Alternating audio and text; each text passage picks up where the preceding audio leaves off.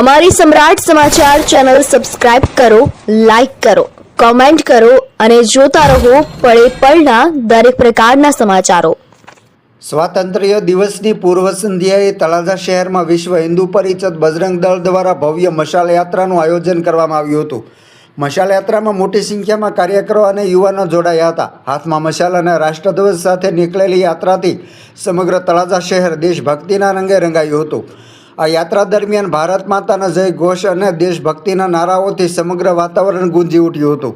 યાત્રામાં જોડાયેલા કાર્યકરોએ રાષ્ટ્રપ્રેમ, એકતા અને દેશની અખંડિતતાનો સંદેશ આપ્યો હતો। વિશ્વ હિન્દુ પરિષદ અને બજરંગ દળ દ્વારા આયોજિત આ મશાલ યાત્રા તળાજામાં આકર્ષણનું કેન્દ્ર બની હતી। મશાલ યાત્રા દરમિયાન પોલીસનો ચુસ્ત બંદોબસ્ત પણ રહ્યો હતો।